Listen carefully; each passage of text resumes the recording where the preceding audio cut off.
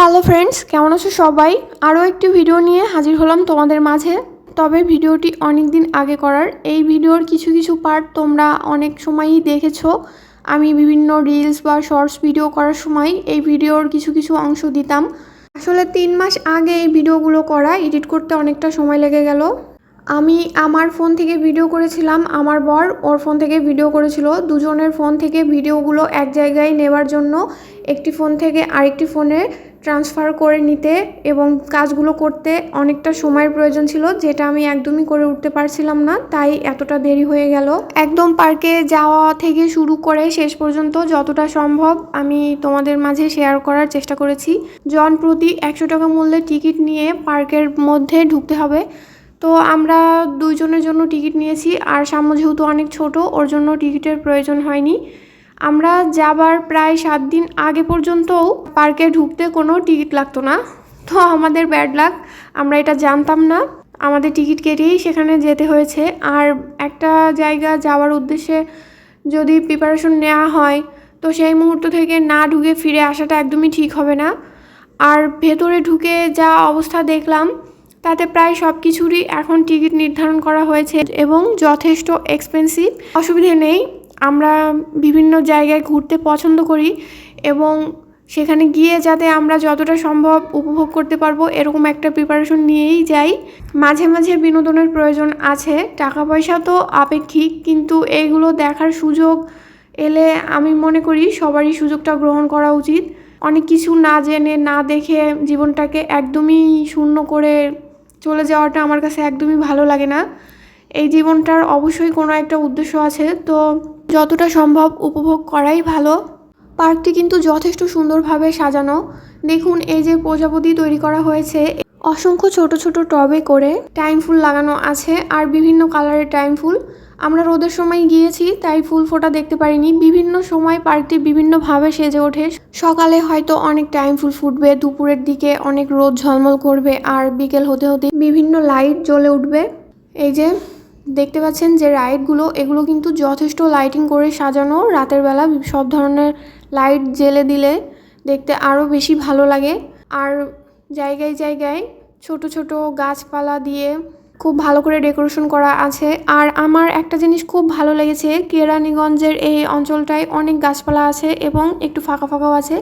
এখানে ঠিক রাজপ্রাসাদে ঘেরা যে সবসময় একটা খুব জাঁকজমক শহর এরকম একটা বিষয় না, একটু গ্রামের মতোই দেখতে। পার্কটিও সেরকমভাবেই প্রেজেন্ট করা। দেখুন, যথেষ্ট গাছপালা আছে। আর এই যে ট্রেন লাইনটি যে দেখতে পাচ্ছেন, ট্রেন লাইনের চারপাশেই মাঝখানে যে জলের একটা নদীর মতো একটা পরিবেশ রাখা হয়েছে, এটি দেখতে আমার অনেক ভালো লেগেছে। আমার তো প্রকৃতি দেখতে খুবই ভালো লাগে। প্রকৃতি যদি কৃত্রিমভাবেও তৈরি করা হয় তাও দেখতে আমার ভালো লাগে, কারণ এখানে তো প্রকৃতিরই ছোঁয়া আছে। মানুষকে তো একটা প্রাকৃতিক উপলব্ধি করানো হচ্ছে। জনপ্রতি 150 টাকা মূল্যমানের টিকিট নিয়ে আমরা গিয়েছিলাম 9D মুভি দেখতে। এখানে সাম্যরও টিকিট কাটতে হয়েছে। আসলে ঢোকার সময় যাই হোক না কেন, পরে যাই করা হোক না কেন, যে কয়জন সদস্যর জন্য সিট বুকিং করতে হবে সেই কয়জন সদস্যের জন্যই টিকিট কাটতে হবে। 9D মুভি ভিডিও করার কোনো সুযোগ নাই, কারণ এখানে আমাদের নিজেদের আসনে খুব শক্ত হয়ে বসতে হয়। এই অভিজ্ঞতাটা আমার কাছে অনেক ভীতিকর ছিল। সাম্য যদিও বলছিল আমি ভয় পাইনি, কিন্তু ও দ্বিতীয়বার আর 9D মুভি দেখতে চায় না। মনে হয় পড়ে যাচ্ছি, হাড়গুড় ভেঙে যাচ্ছে, এই বুঝি জানটা চলে গেল। খুব বীভৎস কিছু অভিজ্ঞতা আছে, ভালো খারাপ সবই লেগেছে, কারণ একটা অভিজ্ঞতা তৈরি হলো, এটা অবশ্যই ভালো। আর যে উপলব্ধিগুলো হয় সেটা আমার কাছে অনেক ভীতিকর ছিল, অনেক কষ্টের ছিল। সাম্য যে কীভাবে সহ্য করেছে আমি বুঝতেই পারি না। ওর থেকে হয়তো বা আমি বেশি ভয় পেয়েছি, আমার এরকম মনে হচ্ছে, কিন্তু না, প্রকৃতপক্ষে ও অনেক ভয় পেয়েছে। কিন্তু ও খুব সাহসী একটা ছেলে, আর বাইরের পরিবেশটা মানিয়ে নিতে খুব ভালোভাবে শিখেছে, কারণ ও চায় পার্কে যেতে। আর যেখানেই যাক না কেন, ও আসলে ঘুরতে পছন্দ করে, তাই সেখানে মানিয়ে নিতে চেষ্টা করে। দেখুন, ট্রেনটি চলছে এখন, দেখতে আমার খুবই ভালো লাগছে। অনেক কথা আমার বলতে ইচ্ছে করে, কিন্তু একটার পর একটা পার্ট এমনভাবে চলে আসে যে একটা কথা থামিয়ে আর একটা কথা বলতেই হয়। সবগুলোই দেখতে অনেক ভালো, কিন্তু সাম্য কোনো কিছুতেই তেমন উঠতে চায়নি, কারণ ও অনেকটা ভয় পায়। আমরা যখন পার্কে গিয়েছিলাম তখন সাম্যর বয়স ছিল মাত্র 3.5 বছর। তো 3.5 বছরের একটি বাচ্চা এই ধরনের রাইডগুলোতে একা একা উঠতে যথেষ্ট ভয় পায়। ও বিশেষ কোনো বায়নাও করেনি। আমরা তিনজন একসাথেই সব কিছু উপভোগ করছিলাম। সাম্য বাইরে গেলে খুব একটা ঝামেলা করে না, খুব গুড বয় হয়েই থাকে। তো এদিক দিয়ে ভালো আছে, যেহেতু ও বেড়াতে পছন্দ করে আর পার্কে যেতে বেশি পছন্দ করে, এ কারণে গেলে মোটামুটি ভালোই থাকে। হ্যাঁ, খেলনা দেখলে একটু বায়না করে। আমরা চলে এসেছি এই যে জলের ফোয়ারা আর ঝর্ণার কাছে। কৃত্রিমভাবে যে এখানে একটি সিন্ধু নদের মতো তৈরি করা হয়েছে, এখানে পানির ফোয়ারা সহ ছোট ঝর্ণার আয়োজনও করা হয়েছে। আর সামনে আছে মাধবী ফুড কোর্ট। তো সব কিছু মিলিয়ে এই জায়গাটি আমার সবচেয়ে বেশি ভালো লেগেছে। এত গরমের মধ্যে জলের ধারাই সবচেয়ে ভালো লাগে, এখানে এলে একটু ঠান্ডা লাগে। আর বিভিন্ন ধরনের কালারফুল মাছ আছে জলের মধ্যে, দেখতে ভালো লাগছিল। তারপরে জলের শব্দ, সব কিছু মিলিয়ে এই জায়গাটি আমার সবচেয়ে বেশি ভালো লেগেছিল। এখানে আমরা কিছুক্ষণ বসেছিলাম আর এসব দেখছিলাম। সাম্যও আমাদের সঙ্গে ভীষণভাবে উপভোগ করছিল। তো আপনাদের কাছে কেমন লাগছে অবশ্যই কিন্তু জানাবেন। তারপরে আমরা অন্য একটি জায়গায় এলাম, এখানে বিভিন্ন ধরনের খেলনা আছে, এক একজন এক একটা গেমস নিয়ে বসে খেলতে পারে। এই জায়গাটায় বাচ্চারা সবাই বেশি আসে, কয়েন কিনে কিনে বিভিন্ন গেমস খেলতে হয়। সাম্য মোটরসাইকেলে উঠে বলছিল যে বাবা চলে না কেন, চলে না কেন। আসলে এগুলো তো অন করা হয়নি।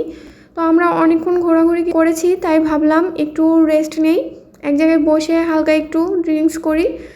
আসলে এখানে যাই খাই না কেন অনেক বেশি এক্সপেন্সিভ, এবং 150 টাকার নিচে প্রায় কোনো ধরনের ড্রিঙ্কস নেই বললেই চলে। জল ছাড়া অন্য যা কিছুই নেই না কেন এখানে মূল্য প্রায় 150 টাকা, হয়তো বা 10-20 টাকা কম বেশি থাকতে পারে, এরকম কিছু। তো এখানে ঘোরার পরে সাম্য যে জায়গাটি ঘোরার জন্য খুব আকাঙ্ক্ষিত হয়েছিল, আপনাদের একটু আগেই বললাম, সেই জায়গাটিতে আবার যেতে হয়েছিল। তো যাওয়ার পথে এই যে এখানে দেখাচ্ছি যে আরও কিছু আমাদের দেখার বাকি আছে। সুইমিং পুলেও আমরা যাইনি, টিকিট ছাড়া সুইমিং পুলে ঢোকাও নিষেধ, আর টিকিটও খুব এক্সপেন্সিভ। যেহেতু আমরা সুইমিং পুলে যাওয়ার উদ্দেশ্য যাইনি, এজন্য আমরা ওটা পুরোপুরি অ্যাভয়েড করলাম। আর সাম্য যে রাইডগুলো দেখে এসেছিলো সেখানে গিয়েই একটা রাইডে চড়বে, তাই ওরা খুঁজে দেখছিল কোনটা করলে ভালো হয়, দুজন মিলে উঠতে পারবে, এরকম একটি গেমস ওরা খুঁজছিল। এখানে একটি মার্কেটও আছে, মার্কেটটি আমি ঘুরে দেখেছি, যথেষ্ট পরিমাণে ঘুরে দেখেছি আর একটুখানি ভিডিও করেছিলাম, তবে তারা বলল এখানে ভিডিও করা নিষেধ, তার জন্য আমি সেটি আপনাদের সঙ্গে শেয়ার করছি না। কেউ যদি এখানে যান তো ঘুরে দেখবেন। আর যে শপিং মল বা মার্কেটটি ছিল সেটিতে ছিল কসমেটিক্স, জামা কাপড়, খেলনা, অনেক কিছু ছিল। ফার্নিচার বাদে যাবতীয় অনেক জিনিসই ছিল, ফার্নিচার বাদে প্রয়োজনীয় অনেক জিনিসই সেখানে ছিল। সেখানে গিয়ে ড্রেস দেখতে দেখতে সাম্য একটি ক্যাপ্টেন আমেরিকার ড্রেস পছন্দ করেছিল, ও কিনতে জেদ ধরেছিল, কিন্তু এতটা এক্সপেন্সিভ ড্রেস কেনার প্রিপারেশন আমি নিয়ে যাইনি। যদি 1000 বা 1200 টাকার মধ্যে হতো তাও আমি ওকে ড্রেসটি কিনে দিতাম, কিন্তু 1800 টাকা, এতটা বাজেট সত্যি তখন আমার কাছে ছিল না। আমি কিছু কিছু ইচ্ছা পূরণ করি, আমার বাচ্চা আসলে হলিউড মুভির সব হিরোদের অনেক বেশি পছন্দ করে, ওর নিজেরও খুব ইচ্ছা যে ও সুপার হিরো হবে। তো সুপার হিরো বা সুপার হিউম্যানদের ড্রেস ওর খুবই ভালো লাগে। ওকে একটি স্পাইডারম্যানের ড্রেস কিনে দিয়েছি, কিন্তু এখন তার একটা ক্যাপ্টেন আমেরিকার ড্রেস পছন্দ। আমি নেটে সার্চ দিয়েও দেখেছি, এটা খুবই এক্সপেন্সিভ, এ কারণে আমার কেনা হয়নি। তো দুজনে খেলছে এখন, আর আমার ইচ্ছে আমার ছেলের ইচ্ছেটি পূরণ করা। ভিডিওটি কেমন লাগলো আপনারা অবশ্যই জানাবেন, আর এ ধরনের ভিডিও দেখতে কেমন লাগে সেটিও অবশ্যই জানাবেন। ধন্যবাদ সবাইকে।